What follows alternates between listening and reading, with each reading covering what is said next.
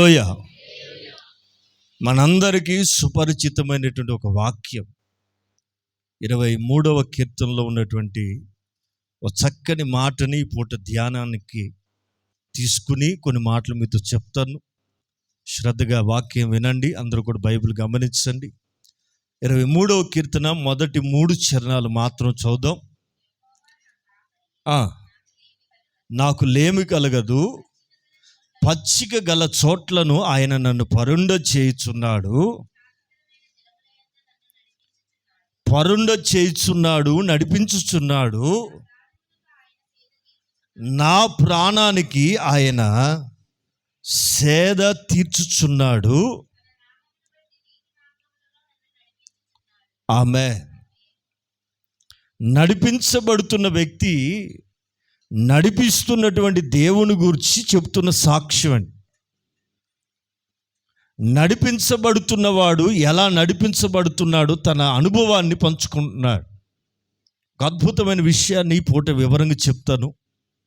వాక్యాన్ని శ్రద్ధగా ఆలకించండి. నడిపించబడటం అనేది ప్రాముఖ్యం. కొంతమంది కొన్ని సిద్ధాంతాలను బట్టి నడిపించబడతారు. దాన్ని ఇజం అంటారు. ఇజం, మావోయిజం, నక్సలిజం, ఇంకా ఈ మధ్య ఎవడో మెంటలోడు జుట్టు అటు ఇటు ఎగరేసుకుంటూ తిరుగుతుంటే ఆడిజం అంటారేంటి, ఏంటో. కొంతమంది కొన్ని పిచ్చులు ఉంటాయి, విన్నారా? ఇజం అంటే ఒక సిద్ధాంతం మీద కట్టబడింది. ఆ సిద్ధాంతాన్ని ఫాలో అయ్యే వాళ్ళందరూ ఇజం కింద ఉంటారు. మన సిద్ధాంతం కాదు కానీ వ్యక్తి నడిపింపు, వింటున్నారా? నడిపించబడే దాన్ని బట్టి నడిపించే వ్యక్తి యొక్క ప్రవర్తన ఆధారపడి ఉంటుందండి. సరే, అవన్నీ లోకంలో జరుగుతున్న తంతు. సిద్ధాంతాన్ని ఆధారంగా చేసుకుని నడిపించబడుతున్న వాళ్ళు ఆ సిద్ధాంతం కొరకు ప్రాణం పెట్టడానికి కూడా వెనుకాడు. అయితే నేను చెప్తున్న మాట మీరు గమనించండి. ప్రాణాన్ని కోరుకునేవాడు కాదు కానీ తన ప్రాణాన్నే మనకు అర్పించి ప్రాణత్యాగం చేసి తన ప్రేమని వెల్లడిపరిచినటువంటి దేవుడు మనల్ని ఇంకనూ నడిపించడానికి ఇష్టపడుతున్నాడు.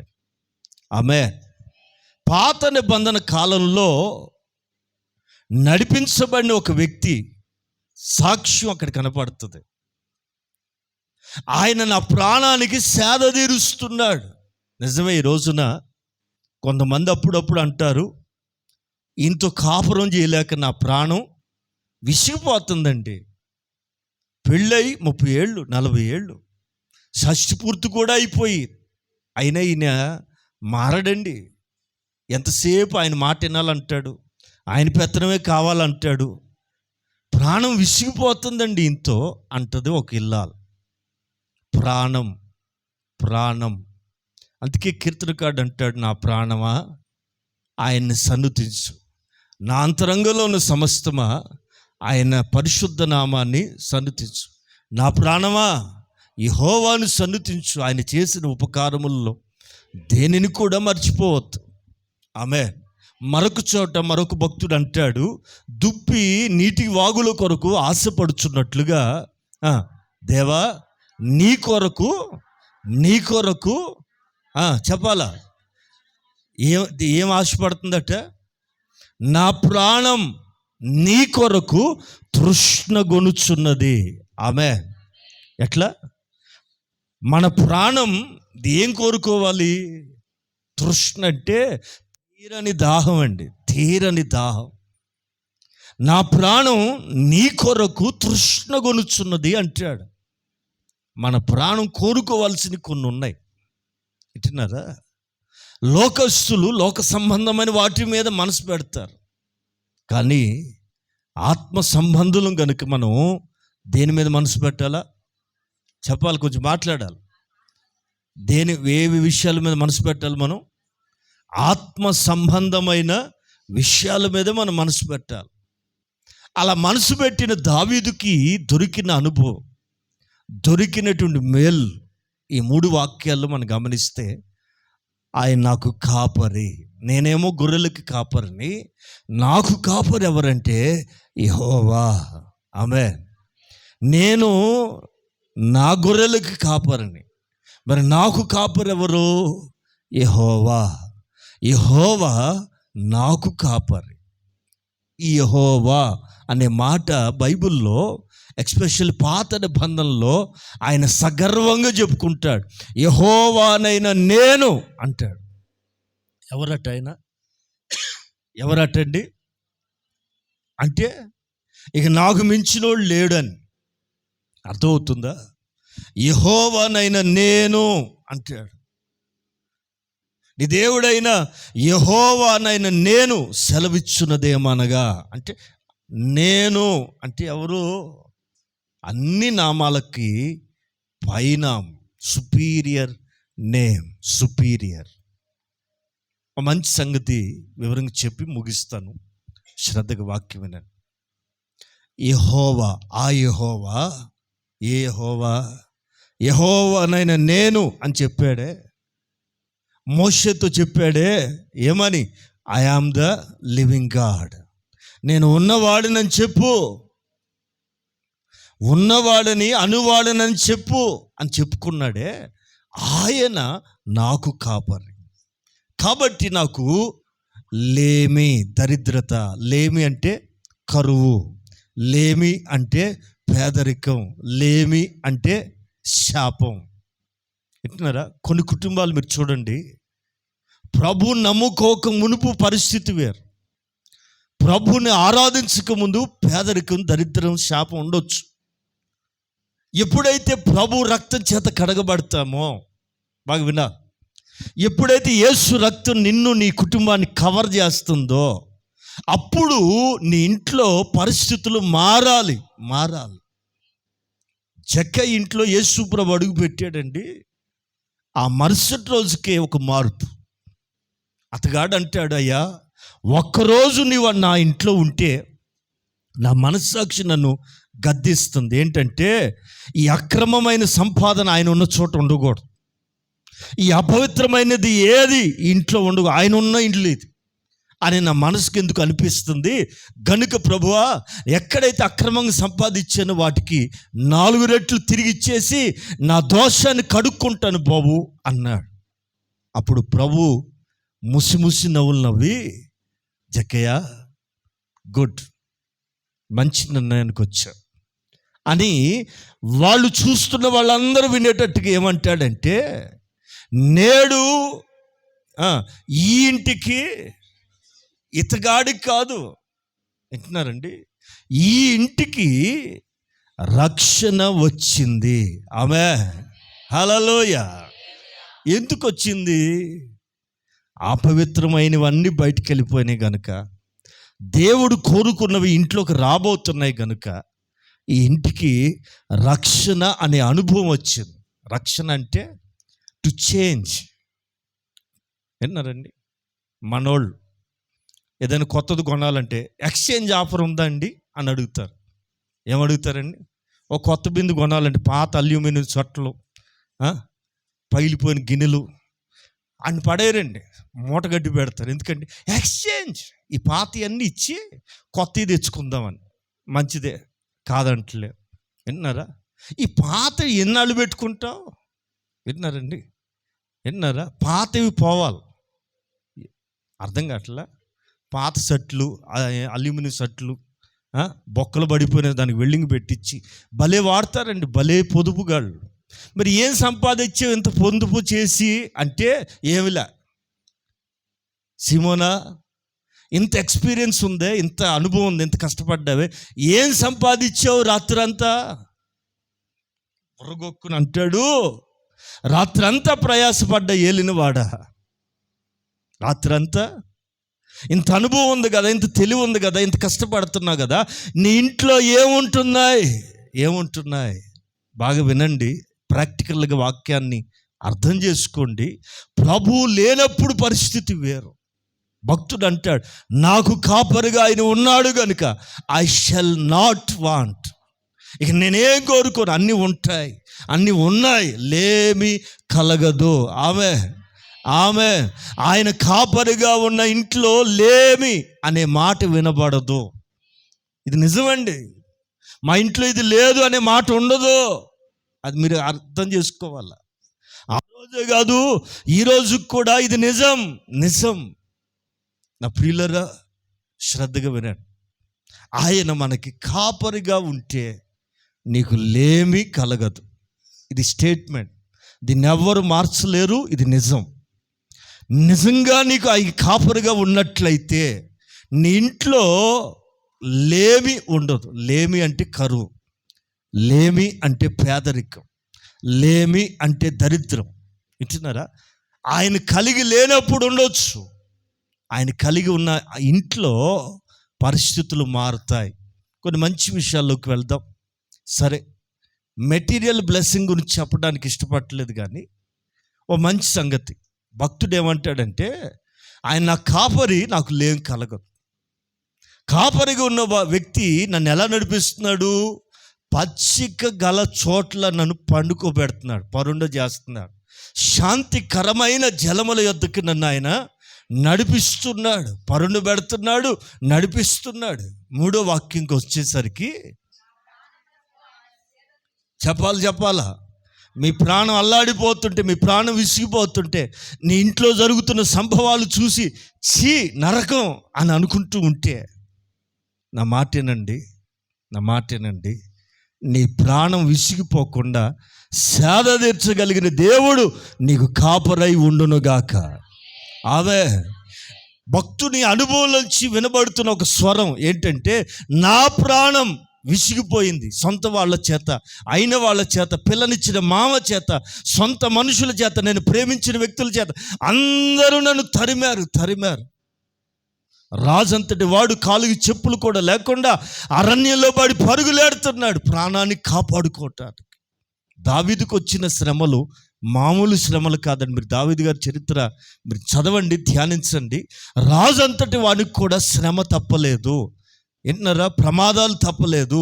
సొంత వాళ్ళే విన్నారా? విచిత్రం. వాడికి దెయ్యం పడితే సితార వాయిస్తుంటే, దెయ్యం పట్టింది కదా అని అతని కొరకు ప్రయాసపడుతుంటే, ఆత్మలో హర్షిస్తుంటే, దయ్యము వదిలిన వెంటనే దయ్యపు చేష్టలు మరలా చేస్తున్నాడు సౌలు. ఈటెని తీసుకుని ఎవరైతే అతనికి దెయ్యం వదిలిచ్చాడో అతన్నే చంపడానికి ప్రయత్నం. అనుక్షణం మరణ భయం. ఇలాంటి జీవితానికి ఎవరు సేద తీర్చారట? నా ప్రాణానికి ఆయన సేద తీర్చుతున్నాడు. ఆమె ఈరోజు నీ వ్యక్తిగత జీవితంలో కలిగిన ఆవేదన, నీ ప్రాణం విసిగిపోతుంటే, ఛీ ఇదొక జీవితమా, ఇదొక బ్రతుక, ఇట్లాంటి జీవితం అవసరమా అనుకుంటున్నావేమో. నా మాట ఏనండి, నీ ప్రాణం విసిగిపోయినా, కలవరపడి తల్లడిల్లిపోతున్నా నా దేవుని దగ్గరికి రండి. నా ప్రభు పాదాలు పట్టుకుని అడగండి, అయ్యా దావీదు ప్రాణానికి సేద తీర్చిన దేవుడు నా ప్రాణానికి కూడా సేద తీర్చగలవు అని అడగండి. ఆయన ఎవరు? ప్రాణమునకు సేద తీర్చే దేవుడు. అదే వాక్యంలో ఒక విలువైన మాట రాయబడుతుంది, 2వ భాగం. తన నామమును బట్టి ఏ మార్గాల్లో, ఏ నామాన్ని బట్టి? తన నామాన్ని బట్టి. ఆయన నామం ఉన్నతమైన నామం అండి. ఆయన నామం ఘనమైన నామం అండి. అర్థమవుతుందా? తన నామమును బట్టి నీతి మార్గములలో మల్టిపుల్ వేస్, ఒక మార్గంలో కాదు. నీ దేవుడు ఒకటే మార్గంలో తీసుకెళ్తాడు అనుకోకండి. అంతకు మించి మరొకటి స్టెప్ బై స్టెప్ హెచ్చిస్తాడు. ఇచ్చినారా? జీవితకాలం ఏంటండి వాచ్మెన్గా ఉంటావా? జీవితకాలం అటెండర్గానే ఆగిపోతావా? జీవితకాలం అక్కడే ఉండాలనుకుంటున్నావా? లేదు. అనేకమైన మార్గాల్లోకి నేను తీసుకెళ్ళటానికి ఆయనకి ఇష్టపడుతున్నాడు. నెమ్మదిగా. ఇక్కడ మనం గమనించాల్సిన మాట, తన నామమును బట్టి నీతి మార్గములలో నన్ను నడిపించుచున్నాడు. విన్నారా? మన దేవుడు ఎవరంటే నడిపించే దేవుడు. ఆయన నడిచేవాడు మనల్ని నడిపిస్తాడు. ఏ మార్గం? ఏ మార్గం? దానికి ఆపోజిట్ పదం చెప్పండి అమ్మా. రాజకీయ నాయకులు అందరూ ఏ కేసులు ఇరుక్కుంటున్నారండి అమ్మా? కొంచెం మాట్లాడండి. మీకు ఏం విన్నట్టే మాట్లాడతారా? ఏ కేసులు ఇరుక్కుంటున్నారు? ఏ కేసు అది? అవినీతి చేశారట. పాపం రాజకీయ నాయకులకు ఉన్నంత శ్రమ ఎవడికి ఉండదండి. ఈ ఆఫీసర్లు లేదా ఈ రాజకీయ నాయకుల కింద ఉన్నవాళ్ళు, సార్ అంత ఫైల్ క్లియర్ సార్, ఒక సంతకం పెడితే అయిపోతుంది సార్ అని చెప్తారు. అంత ఓకేనా? అంత నిజమేనా? నిజమే సార్ అని చదువుకోండి అంటే చదివే ఓపిక లేక వీళ్ళు సంతకం పెట్టేస్తారు. వాళ్ళు పదవి దిగిపోయినాక ఈ తెచ్చినోడిని ఎవరు బుక్ చేయరు. ఎవరు బుక్ చేస్తారు? నువ్వు సంతకం చేసావు కనుక ఈ నేరం అంతటి కారకుడు నువ్వే. నీ అధికారంలో ఉన్నప్పుడు నువ్వు ఆధీనంలో, నీ ఆధీనంలో జరిగింది, ఈ సంతకం నీదే కనుక వాళ్ళు చేసిన నేరానికి కారకుడు నువ్వు కనుక వాళ్ళతో పాటు నీ పేరు కూడా చెప్పరే. ఇప్పుడు రాజకీయాలు అంత పవర్ఫుల్గా ఉన్నాయి, మరి ఎందుకు వెళ్తారో మనకు తెలియదు. ఇప్పుడు వాళ్ళు గొప్పవాళ్ళం, మనం గొప్పవాళ్ళమా? డబ్బులు లేకపోయినా, కారం మెతుకులు తింటున్నా, ప్రశాంతంగా ఫ్యాన్ వేసుకుని తెల్లారిదాకా ఎవరు కదిపేవాళ్ళు లేకుండా నిద్రపోవట్లా. వాళ్ళు నిద్రపోమని చెప్పండి. ఎవడొచ్చి మీద పడతాడు, ఎవడు డోరు కొట్టినా భయమే. విన్నారండి? ఎవరు ఫోన్ కొత్త ఫోన్ నెంబర్ వస్తే ఎవరు ఎత్తారండి? విన్నారా? వాళ్ళందరికంటే మీరు ధన్యులు. ఆమెన్.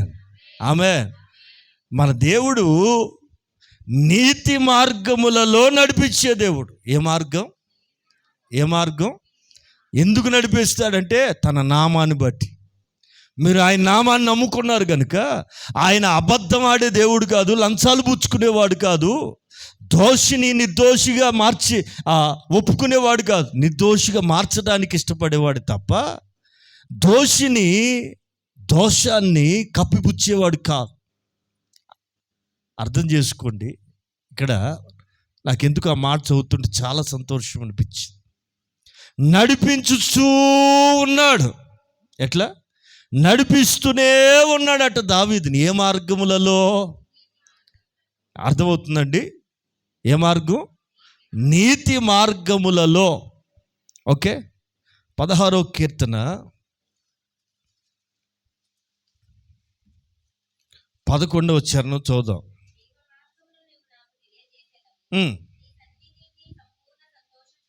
చాలండి. ఏ మార్గం? ఏ మార్గం?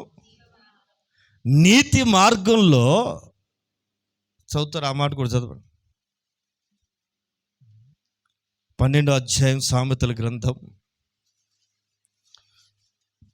12వ అధ్యాయం సామెతల గ్రంథం 28వ వాక్యం చివరి మాట. ఎందుకు నీతి మార్గాల్లోనే దావీదు నడిపిస్తున్నాడు తెలుసా? జీవము కలదు. ఏ మార్గంలో?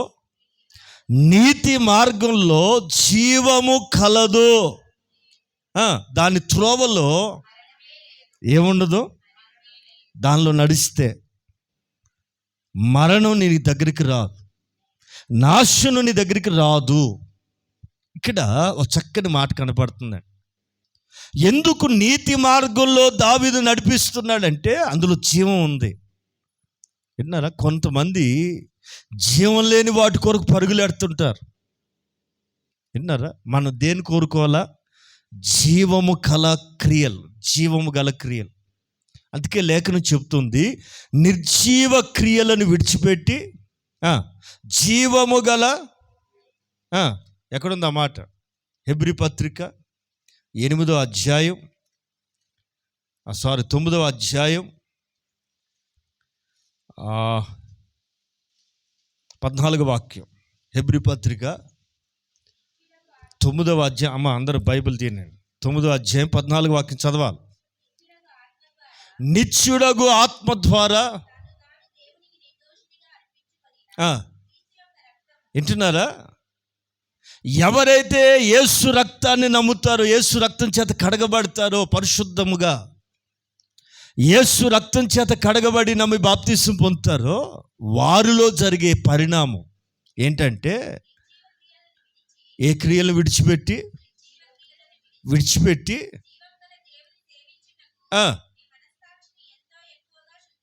ఆమె అందుకు బల్లలో మనం పాలు పొందాలి.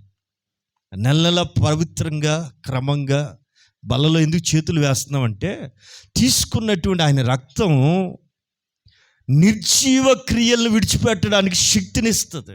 కొంతమంది ఆచారాల నుంచి బయటికి రావాలంటే గడగడగడ వణికిపోతారండి. ఏమో చేయకపోతే ఏమవుద్దు అని భయం. నిర్జీవమైన క్రియలు, అందులో జీవం లేదని తెలుసు అయినా చేస్తారు. వింటారా?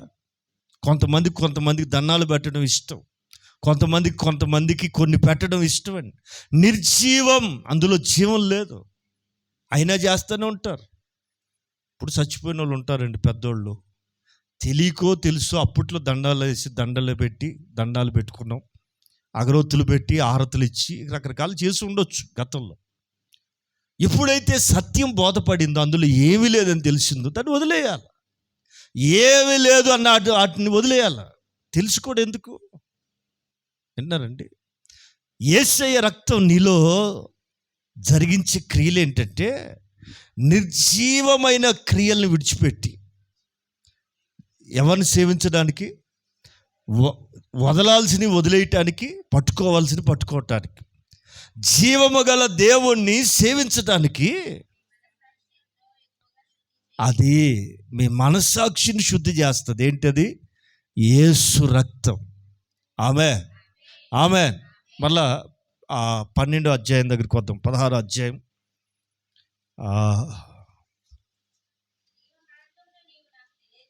12వ అధ్యాయం 28వ వాక్యం చదువుతున్నారు, గమనించారు.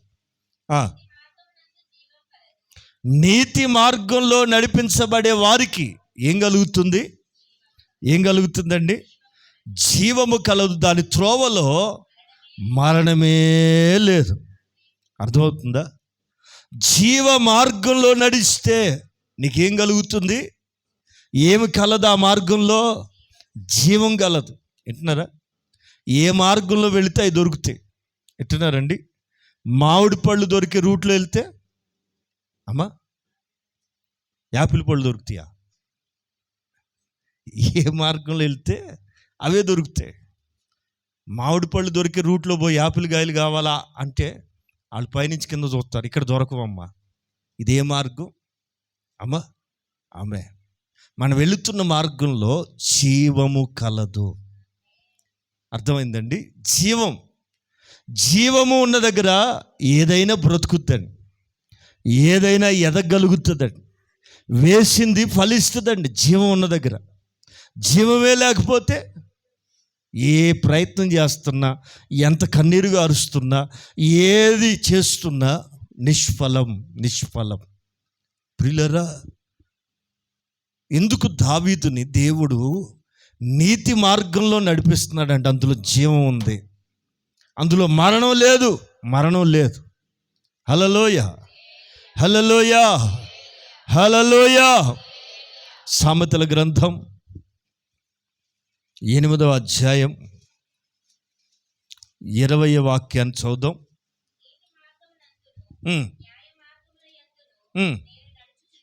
భక్తుడు ఇక్కడ చెప్తున్నాడు, ఏ మార్గాల్లో నడిపించబడుతున్నాడట?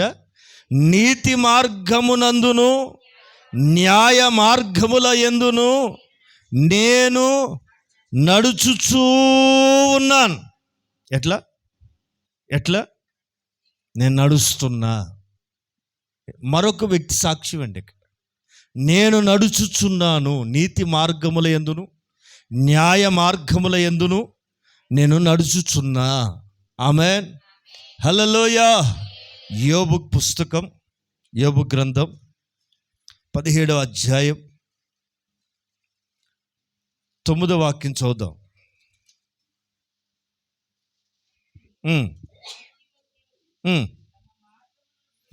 నీతిమంతులు ఎంచుకున్న తమ మార్గాన్ని విడువక, యథార్థవంతులు అంతకంతకు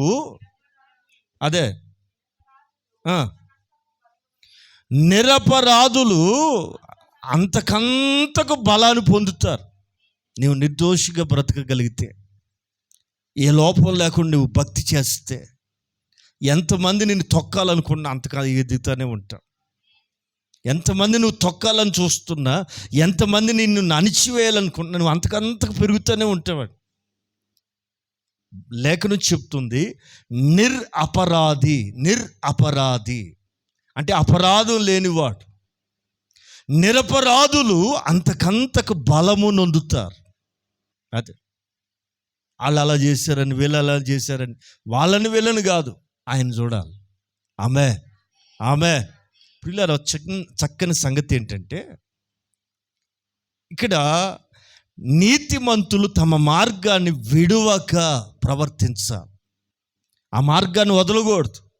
నీతి అనే మార్గంలో మనం అడుగులు వేసాం, అందులోనే వెళ్ళాలి. యేసుప్రభువు వారు చెప్పారు, నాగటి మీద చేయి పెట్టిన వాడు వెనక తట్టు చూసినట్లయితే వాడు దేవుని రాజ్యానికి పాత్రుడు కాదు అని. మనం దేని మీద చేతులు వేసాం? నాగటి మీద చేయి వేసి ప్రమాణం చేసాం. దున్నుకుంటూ కష్టమైన నష్టమైన ముందుకు వెళ్ళాలి, కానీ వెనక తట్టు చూడకూడదు. ఆమె పిల్లరా, ఆలోచించేద్దాం. ఎందుకు ఈ నీతి మార్గంలోనే దావీదు నడిపించబడాలని దేవుడు కోరుకుంటున్నాడు? ఇందులో జీవం ఉంది. నీతిమంతులు ఈ మార్గాన్ని, తమ మార్గాన్ని విడువక ప్రవర్తించాలి, విడువక నడవాలి. స్తోత్రం. హల్లెలూయా, హల్లెలూయా, హల్లెలూయా. ఎట్లా నీతి మార్గాన్ని విడవకుండా ఎలా నడవాలి? విడవకుండా ప్రవర్తించాలంటే ఏం చేయాలి? నీతి మార్గాన్ని విడవకుండా ఉండాలంటే మీరు చూడండి, మందిరానికి వెళ్ళి వాక్యం విన్నంత కాలం బాగానే ఉంటాం. కొంచెం వాక్యానికి దూరం అయితే, సహవాసానికి దూరం అయితే మీరు చూడండి, మనుషులు వెనకబడిపోతారు. అందుకే క్రైస్తవ్యులను గొప్పతనం ఏంటంటే, వారం ప్రతిదినం సంవత్సరాలు వాక్యపు ఉపదేశం. ఏంటది? చదవండి. సామెతల గ్రంథం 10వ అధ్యాయం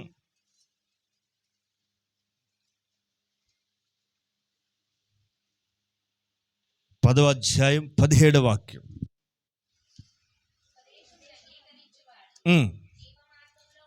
ఎట్లా ఏం అంగీకరిస్తే 10వ అధ్యాయం 7వ వాక్యంలో చక్కగా రాయబడుతుంది. 17వ వాక్యం, ఉపదేశమును అంగీకరించువాడు ఎన్నారా?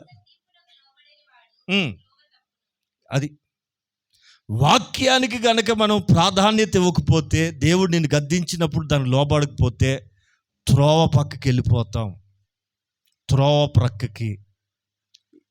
ప్రక్కన అనగానే మనకు గుర్తొచ్చేది ఏంటండి? విత్తువాని గురించిన ఉపమానంలో వాక్యం అతనిలో పనిచేయలా. ఎందుకని? వాడు త్రోవ ప్రక్కన ఉన్నాడు, త్రోవ పక్కకి వెళ్ళిపోయాడు. అంటే గద్దింపు వాక్యం వాడికి గిట్టదు, గద్దించే వాక్యం వాళ్ళకి నచ్చదు. ఎంతసేపు తీయటి మాటలు చెప్పాలి. జక్కీ చెట్టు ఎక్కాడు, యేసయ్య రమ్మన్నాడు, గుడ్డివాడు పిలిచాడు, యేసుప్రభు నిలబడి, ఇట్లాంటి మాటలు చెప్పడు. నాకేం ఇబ్బంది లేదు, నాకు సంబంధం లేని ఉపదేశాలు ఇవ్వను. అలా కాకుండా గద్దించి బుద్ధి చెప్పి సరిచేసే ఈ మాటలు ఉన్నాయే, ఇవి నీకేంటి కలుగు చేస్తాయి? ఉపదేశం. ఆమె ఉపదేశమును అంగీకరించువాడు ఏ మార్గంలో ఉన్నట్టు? అది నువ్వు వినే వాక్యాన్ని అంగీకరించాలి. నీకు చేయబడేది ఉపదేశం, బోధ కాదండి. బోధ వేరు, సువార్త ప్రకటించటం వేరు. ఉపదేశం, సంఘానికి చెప్పేదాన్ని ఏమంటారంటే ఉపదేశం, డాక్ట్రిన్, ఉపదేశం. ఈ ఉపదేశాన్ని నువ్వేం చేయాలంటే దాన్ని అంగీకరించాలి. అలా అంగీకరిస్తున్నట్లయితే జీవ మార్గంలో ఉన్నట్టు. ఎందులో? హల్లెలూయా. ఎందుకు నీతి మార్గంలో నడవాలి? ఇందులో జీవము కలదు, ఇందులో జీవం ఉంది కనుక నేను నిన్ను ఆ నీతి మార్గంలో నడిపించాలని కోరుకుంటున్నాడు. ఈ జీవ మార్గంలో నిలిచి ఉండాలంటే ఖచ్చితంగా ఉపదేశం విన్నారా? స్వస్థతల గురించి, ప్రవచనాల గురించి, ఇక రకరకాల గారడీల గురించి చెప్పేవాళ్ళు కోకొల్లలు, కానీ ఉపదేశం చెప్పేవాళ్ళు లేరండి. ఉపదేశం అంటే సంఘాన్ని సిద్ధపరిచేది ఉపదేశం, సంఘాన్ని రాకడికి ఆయత్తపరిచేది ఉపదేశం, సంఘాన్ని మచ్చ ముడత కళంకం లేకుండా సిద్ధపరిచేది ఉపదేశం. అలా కాకుండా రోగాలు తగ్గిపోతాయి, నీ కష్టాలన్నీ తీరిపోతాయి, నీవు ఇక్కడికి వస్తే అన్నీ అయిపోతాయి అని చెప్పే బోధ ఏదైతే ఉందో దీనికి భిన్నమైన బోధ, దీనికి భిన్నమైన బోధ. ప్రియులారా, ఈ రోజున జనం ఎగబడుతుంది ఎక్కడికో తెలుసా? ఇదిగో ఇలాంటి పై వాటి కొరకు, కానీ లోతుకు రాలేకపోతున్నారు. ఇదేంటో తెలుసా? ఆది సంఘానికి ప్రభువు ఉపదేశించిన ఉపదేశం. దీన్ని ఏమంటారంటే అపోస్తుల ఉపదేశం. చెప్పండి, అపోస్తుల బోధ. ఆమె సంఘానికి కావాల్సింది ఏ బోధ? ఆశీర్వాద బోధ కాదు, స్వస్థతల బోధలు కాదు, అద్భుతాలు చేసే బోధలు కాదు. కావాల్సింది ఏంటంటే అపోస్తులు ఏదైతే ఆ రోజున ప్రకటించడం మొదలుపెట్టారో ఆ బోధ సంఘాన్ని స్థిరపరుస్తుంది. ఉపదేశం నిన్ను జీవ మార్గంలో నిలబెడుతుంది. ఉపదేశమును అంగీకరించువాడట జీవ మార్గమందు ఉన్నాడు. స్తోత్రం, హల్లెలూయా. ఏమైనాలండి? ఏమైనాలా? ఏ బోధ ఏంటో మీకు గుర్తుపట్టాల. ఎవరేం చెప్తున్నారు కూడా మీరు గమనించగలగాలి. ఆమేన్, ఆమేన్. మరొక మాట, అదే సామెతల గ్రంథంలో 15వ అధ్యాయం 24వ వాక్యాన్ని చూద్దాం.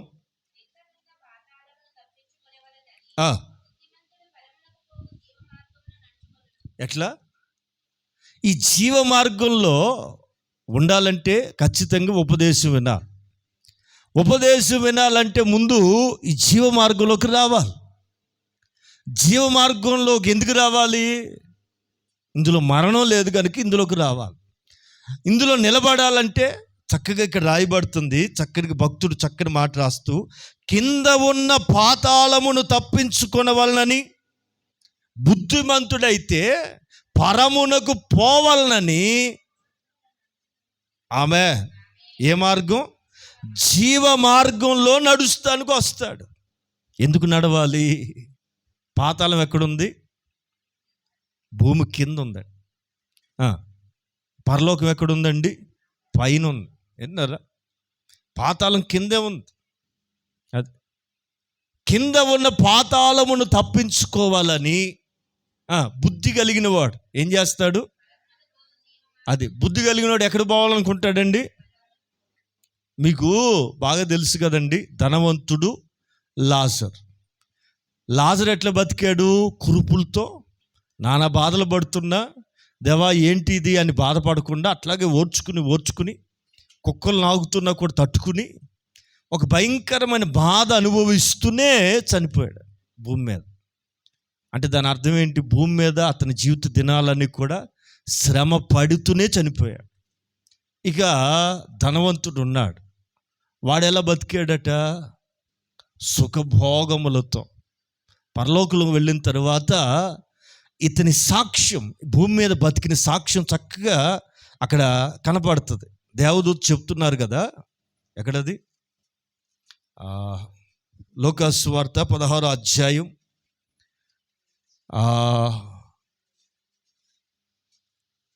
25వ వాక్యం చదువుతున్నారు. అబ్రహాం గారు చెప్తున్నాడు, కుమారుడా నీ జీవిత కాలమందు ఏమనుభవించావు? అమ్మా బాగా వినాలి. ఈ కష్టాలన్నీ తీసేస్తే బాగుండో. కొంచెం కూడా బాధ లేకుండా ఉంటే రోజు ప్రార్థనలోనే ఉంటా. నిజమేనా?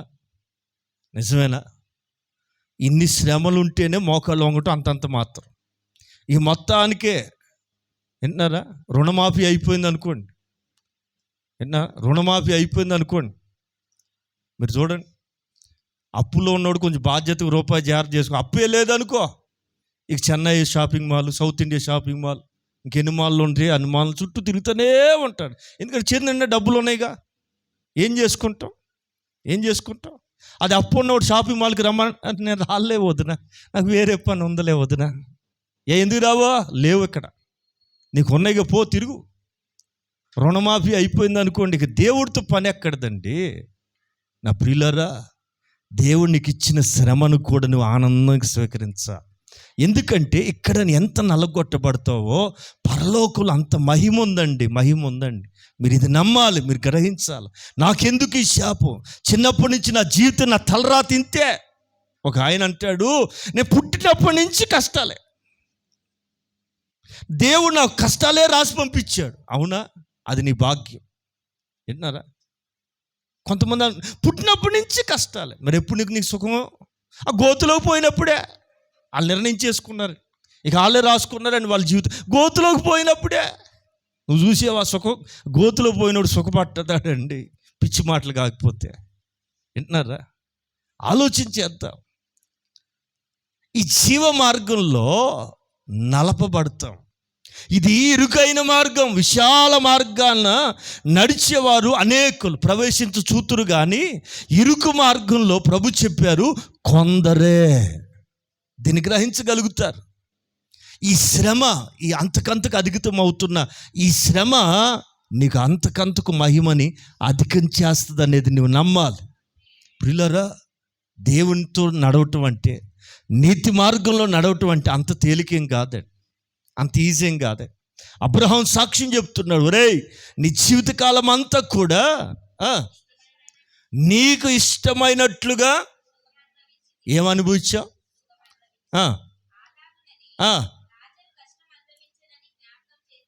ఆమేన్.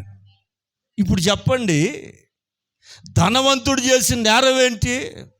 లాజరు చేసినటువంటి మంచి పని ఏంటంటే, చెప్పాలి అందరూ చెప్పాలి, నేను కష్టాన్నే అనుభవిస్తాను భూమి మీద అనండి. ఎన్ని కష్టాలైనా ఒక్కరు పలికితే ఒట్టు యేసు రక్తం చేయి, ఇప్పటికే చచ్చిపోతున్నాం బాబా, మళ్ళీ ఇంకా నాయన మా జీవితకాలం అదే. మరి అదేనండి పిల్లరా, ఇది నీతి గల మార్గం. నీతి మార్గంలో నడిపించబడుతున్నప్పుడు ఏది ఎదురైనా దాన్ని దాటుకుంటూ వెళ్ళాలి తప్ప భయపడకూడదు. ఇందులో జీవం ఉంది. నీతి మార్గంలో మరణం లేదు. ఇక్కడ సొలొమోను ఏమంటాడంటే 15:24 ఉన్న పాతాళాన్ని తప్పించుకోవాలని బుద్ధిమంతుడట పరమునకు పోవు మార్గమును జీవ మార్గాన్నే నడుస్తాడు. వింటున్నారా? అంటే అర్థం ఏంటి? ఈ లోకంలో సుఖభోగాలు అనుభవిస్తూ దేవుని అంటే బంగారం పెట్టుకుంటేనో లేకపోతే ఏసీలో పడుకుంటేనో వీళ్ళంతా నరకానికి పోతారని కాదు నేను చెప్పేది. అసలు దేవునితో సహవాసం లేకుండా, దేవునితో నడవకుండా, నీతి మార్గంలో నడవకుండా ఈ లోకంలో ఎన్ని ఉన్నా సుఖభోగముల యందు ప్రవర్తించున్నది బ్రతికుండియు చచ్చిన దానితో సమానం. ప్రభువు లేకుండా ఏది ఉన్నా, ప్రభువును కలిగి ఉండకుండా, ప్రభుతో నడవకుండా, ఈలోక సంబంధంగా, ఇదిగో ఈ ధనవంతుడు ఉన్నాడే తన జీవితకాలం అంతా కూడా ఏమనుభవించాడు? సుఖం, లగ్జరీ, నాట్ కంఫర్ట్. లగ్జరీగా బతికేసాడట, డబ్బు ఉంది కనుక. ఈ లాజరేమో పేదోడు, పైగా అడుక్కునేవాడు, పైగా రోగం ఉంది, గజ్జి, భయంకర గజ్జి అని. ఇంత రోగంతోనే, ఇంత బాధతోనే చనిపోయాడు. అయితే లాజరుని చనిపోయిన తర్వాత తీసుకుని వెళ్ళటానికి బైబిల్లో చాలా చక్కగా రాయబడుతుంది, దేవదూతలు వచ్చి తీసుకుని వెళ్ళారు. స్తోత్రం, హల్లెలూయా. ఎవరు తీసుకెళ్ళారండి? ఎవరు వచ్చి తీసుకెళ్ళారు? అది. మరి ధనవంతుడిని రాక్షసులు వచ్చారా? ఎవరు వచ్చి తీసుకెళ్ళారు? అక్కడ రాసుందా?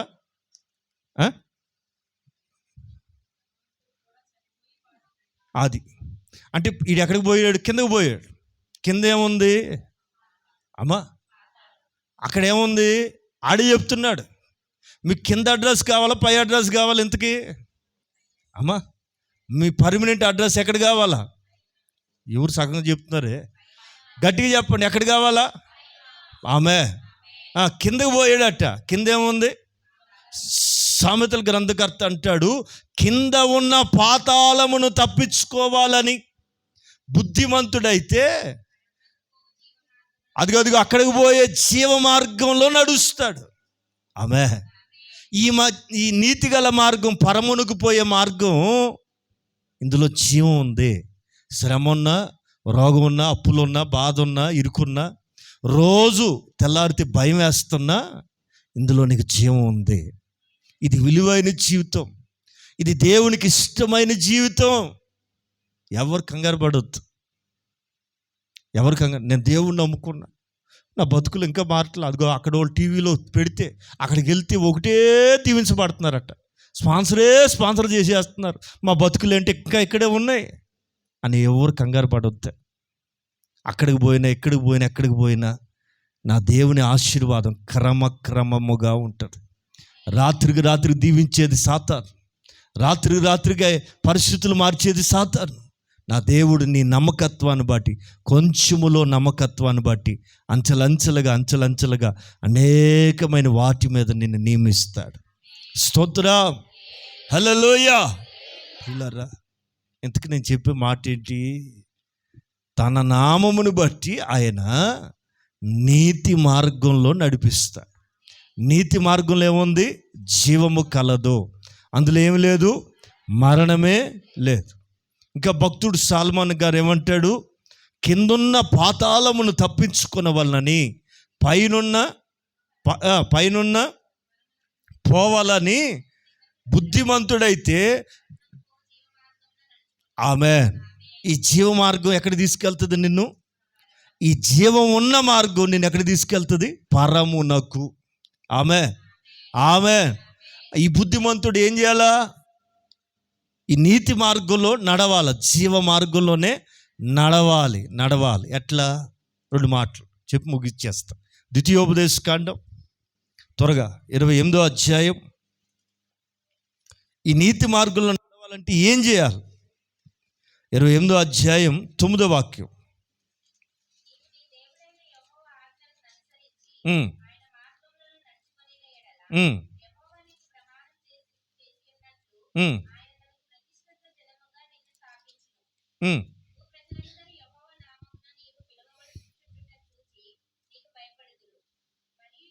ఏ మార్గం? నీ దేవుడైన యెహోవా ఆజ్ఞలను అనుసరించి ఏంటన్నారా? ఏ మార్గం? అది నీతి మార్గంలో నడిచిన ఎడల నువ్వేమవుతావు?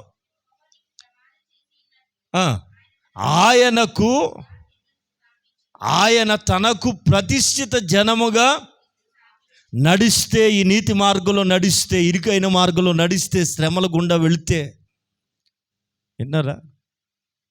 తన పిల్లల భవిష్యత్తు బాగా ఉండాలి అనే తల్లిదండ్రులు, నిజమైన తల్లిదండ్రులు పిల్లల్ని తిడతారా? ముద్దుగా గారం చేస్తారండి. రేపు పిల్లలు చెడిపోకుండా బాగుండాలి అనుకునే తల్లిదండ్రులు, నిజమైన తల్లిదండ్రులు ఏం చేస్తారు తెలుసా? అడుగడుగును గద్దిస్తూనే ఉంటారు. వాళ్ళు ఈ మంచి పని చేసినా మెచ్చుకోరు.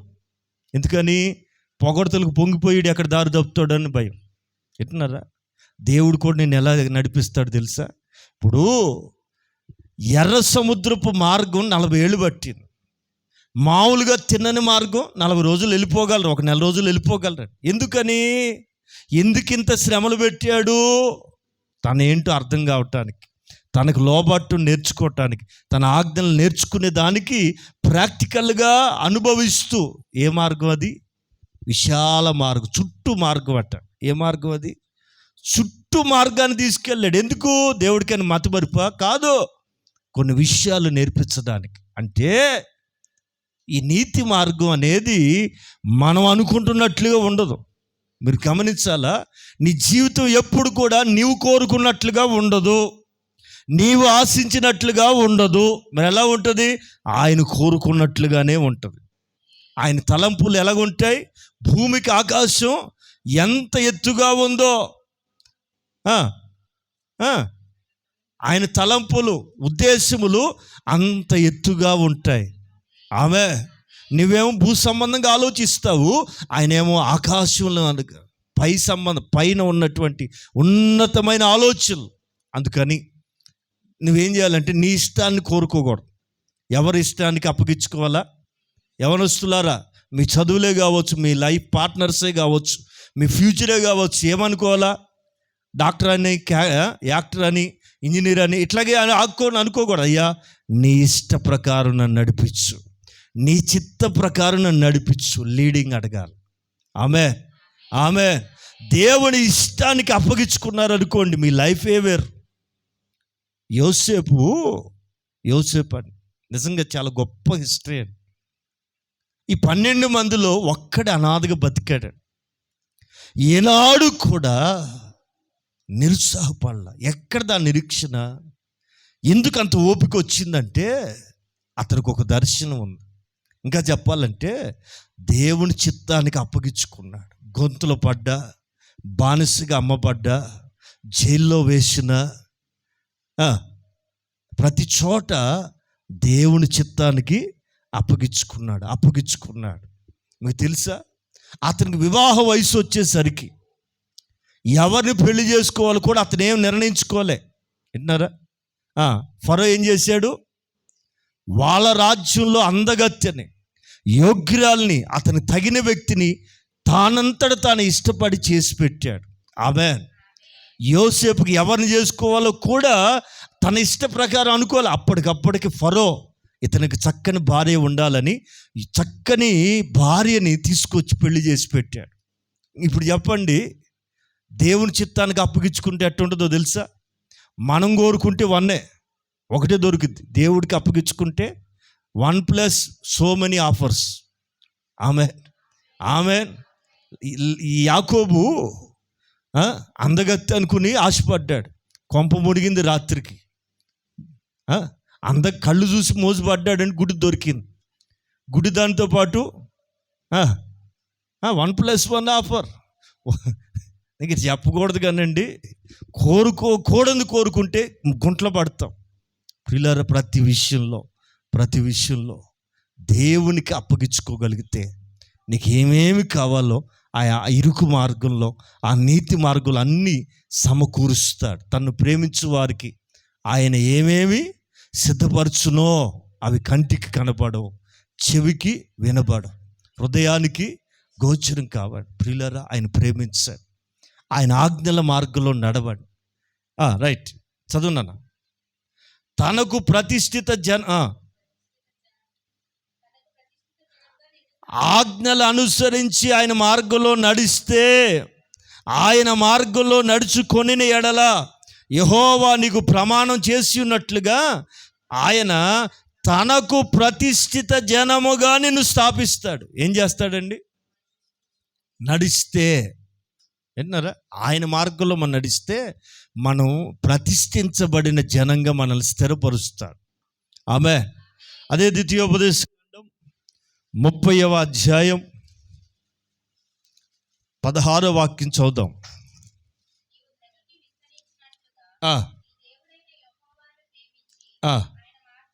బ్రతికి ఏమవ్వాలి?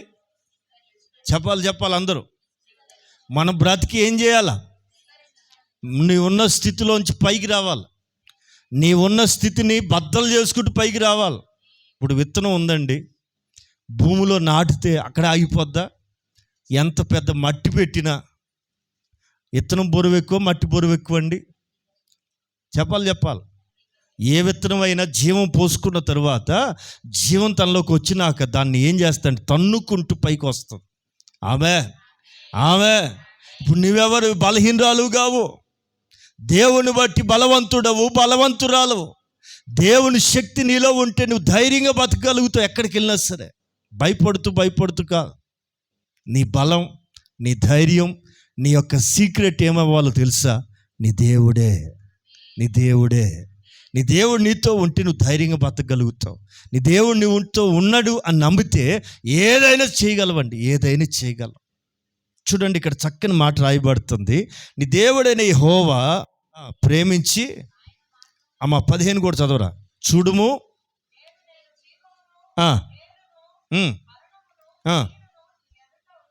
ఏముంచాడు మన ఎదుట? జీవాన్ని, మరణాన్ని, కీడుని మన ఎదుట ఉంచాడు. అది వింటున్నారా? వాటి మధ్యలో బ్రతికి విస్తరించాల. చెప్పండి, ఏమవ్వాలి? చెప్పాలా? దేవుని చిత్తం ఏంటి మన పట్ల? అసలు మనిషి పట్ల చెప్పాలా? అసలు మనల్ని గూర్చి దేవుని ఉద్దేశం ఏంటి? విస్తరించటం. ఎక్కడున్నావు అక్కడే కాదు, ఏ స్థితిలో ఉన్నావు అక్కడే ఆగిపోవటం కాదు, విస్తరించున్నట్లు నీ స్థితి ఏమవ్వాలా? రాను రాను పెరగాలి. కొంతమందికి బట్టలు పెరిగిపోతాయండి, కొంతమందికి ఇంటి నిండా గిన్నెలు పెరిగిపోతాయండి. అంతేగాని ఆశీర్వాదం పెరగదు. ఆశీర్వాదం అంటే గిన్నెలు పెరగాలి, బట్టలు పెరగాల, గదులు పెరిగిపోవాలా, ఇంకా బీరువా నిండా, లోపల ఉన్న సీక్రెట్ లాకర్ నిండా వద్దా? లాకర్ నిండా ఎప్పుడు ఒట్టి కాగితాలేనా? పిచ్చి కాగితాలు పెట్టుకుంటారా? ఏం పెట్టాలా? కట్టలు వచ్చి పడాలి. ఎందుకని? మీ కష్టార్జితాన్ని దేవుడు దీవిస్తే వద్దా? ఇట్లాంటి ఆలోచనే వద్దా? మీరు బాగానే చెప్తారండి, మా జీవితం ఇంతేనండి, మా జీవితం ఇంతేనండి, అంతే అనుకుంటే అంతే. దానికి దేవుడు కూడా ఏం చేయాలి? 38 ఏళ్ళు బట్టాడు, అక్కడే పడి ఉన్నాడు. ఎరా నా బతికి ఇంతే, నా నెవుడు లేపేవాడు ఇంతే, సన్నాసి లేచినాడు. అసలు నా ఉద్దేశం ఏమిటి? లేచి గంతులేయటం. నువ్వేమంటావు? 38 ఏళ్ళు బట్టి ఏమంటున్నావు? అందరూ వచ్చి బాగుపడి వెళ్తున్నారు. బుద్ధి లేదా? నడు, నీవు విస్తరించాలా, నీ స్థితి మారాలి. ఆమె దేవుని పిల్లలారా, ఏదో పలానా గుడికి వెళ్తున్నామండి, పలానా పాస్టర్ గారి దగ్గరికి వెళ్తున్నామని గొప్ప చెప్పుకోవటం కాదండి. నీ స్థితి, నీ సాక్ష్యమే ప్రజలకు ఒక సువార్త. నీ ఆత్మీయ జీవితమే ప్రజలు గమనిస్తారండి. నీవు వెళుతున్న నీ దేవుని దగ్గర నీవు పొందుతున్న మేళ్ళు బట్టి ప్రజలు గుర్తుపడతారు. వీరు సేవిస్తున్న దేవుడు నిజమైన దేవుడని సాక్ష్యం చెప్తారు. స్తోత్రం, హల్లెలూయా. చక్కని మాట అండి. చివరి మాట ఇక్కడ రాయబడుతుంది, జీవం మరణం అలాగే కీడుని ఎదుట ఉంచా, నీవు బ్రతికి విస్తరించున్నట్లుగా ప్రేమించి ఏం చేయాలట? ఏ మార్గంలో నడవాలి? నీవు ఆయన్ని ప్రేమించి ఆయన ఆజ్ఞల మార్గంలో నడుచుకుని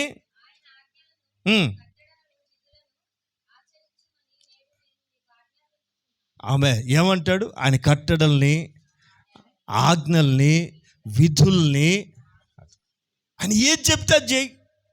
ఆయన ఎలా నడవమంటే అలా నడువు. అలా చేస్తే, అట్లు చేసిన ఎడల నీవు స్వాధీనపరచుటకు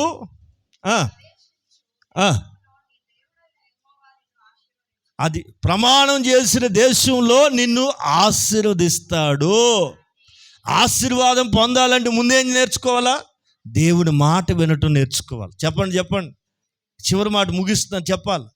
నీవు నిజంగా దేవుని చేత దీవించబడాలంటే దేవుని మాట వినటం నేర్చుకోవాలి. దేవుని మాట వినటం అంటే నీతి మార్గంలో నడిపించబడటమే, ఆజ్ఞల మార్గంలో, న్యాయ విధుల మార్గంలో.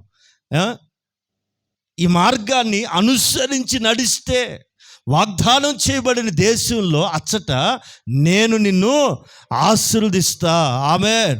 నీ దేవుడని యెహోవా నిన్నేం చేస్తాడు? స్తోత్రం. ఈ జీవ మార్గంలో ఏముంది? ఆశీర్వాదం ఉంది. ఈ జీవ మార్గం నేను ఎక్కడికి నడిపిస్తుంది? పైరమున్న పరమునకు నడిపిస్తుంది. బుద్ధిమంతుడు దాన్ని ఎరిగి అందులో నడుస్తాడు. పిల్లరా, ఇది ఇరుకైన మార్గం, నీతి గల మార్గంలోనే నడిపించబడదుముగాక. అందుకే దావీదు ఆ విలువైన కీర్తనలో చక్కని మాట మనకు ఉపదేశంగా రాస్తున్నాడు. ఉపదేశాన్ని అంగీకరించండి, అది మీకు జీవం. ఉపదేశం ద్వారా మీరు బలపడండి, అది మీకు జీవం. అందుకే భక్తుడు చక్కని మాట రాస్తుంటాడు, ఆయన నామమును బట్టి నన్ను నీతి మార్గములలో నడిపిస్తూ ఉన్నాడు. స్తోత్రం. ఏ మార్గంలో నడిపించబడాలి? నీతి మార్గంలో ఉన్న ప్రతి క్షేమం, నీతి మార్గంలో ఉన్న జీవం, నీతి మార్గంలో నడిచిన వారికి కలిగే ఆశీర్వాదం, విస్తరణ మీ అందరికీ కలుగునుగాక. దేవుడి మాటలు మన హృదయాల్లో ఫలింప చెయ్యునుగాక. ఆమేన్.